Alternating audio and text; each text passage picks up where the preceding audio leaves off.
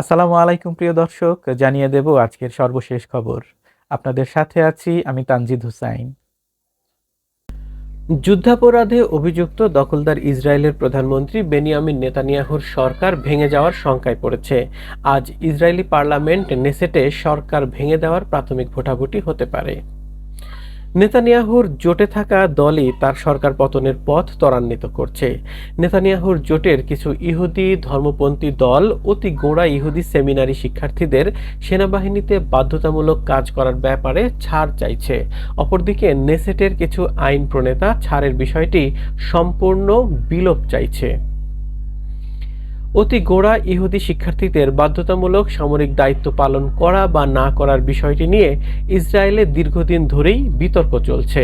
তবে সম্প্রতি দখলদাররা গাজায় হামাসের সঙ্গে যুদ্ধ শুরুর পর আরও সেনাদের ডাকছে। এর মধ্যে ডাক পড়ছে অতি গোঁড়া ইহুদি শিক্ষার্থীদেরও। এরপর বিষয়টি ইসরায়েলে অনেক বেশি আলোচিত হচ্ছে। এই অতি গোঁড়া ইহুদি সামরিক বাহিনীতে কাজ করা সংক্রান্ত আইন নিয়ে অচলাবস্থা তৈরি হয়েছে, যা নেতানিয়াহু সমাধানের চেষ্টা করছেন। কিন্তু সমাধান না হওয়ায় এখন ইসরায়েলের ধর্মভিত্তিক দলগুলো তার সরকার পতনের পথে হাঁটছে।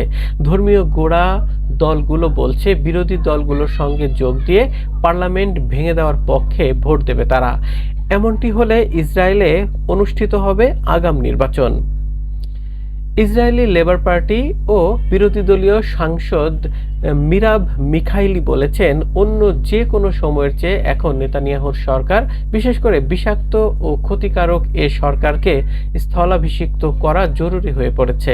গাজায় যুদ্ধ বন্ধ করা এবং সব জিম্মিকে ফেরত আনা জরুরি হয়ে পড়েছে। ইসরায়েলকে আবারও পুনর্গঠন করা জরুরি হয়ে পড়েছে। এদিকে নেতানিয়াহু এখন তার সরকার বাঁচাতে সর্বোচ্চ চেষ্টা করছেন। তিনি তার জোট দলগুলোর সঙ্গে আলোচনা করছেন। আজকে যদি পার্লামেন্ট ভেঙে দেওয়ার ভোট হয় এবং এটি পাশ হয়, তাহলে আরও 3টি ধাপ পার করতে হবে। এরপরই পার্লামেন্ট আনুষ্ঠানিকভাবে ভেঙে যাবে এবং আগাম নির্বাচন হবে।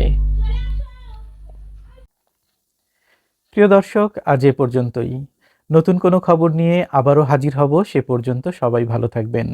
চ্যানেলটিকে সাবস্ক্রাইব করে না থাকলে এখনই সাবস্ক্রাইব করুন এবং পাশে থাকা বেল আইকনটি বাজিয়ে দিন। আর ফেসবুক থেকে দেখে থাকলে ফলো দিয়ে রাখবেন। এতে সবার আগে আপডেট নিউজ পেয়ে যাবেন আপনার নোটিফিকেশনে। আসসালামু আলাইকুম।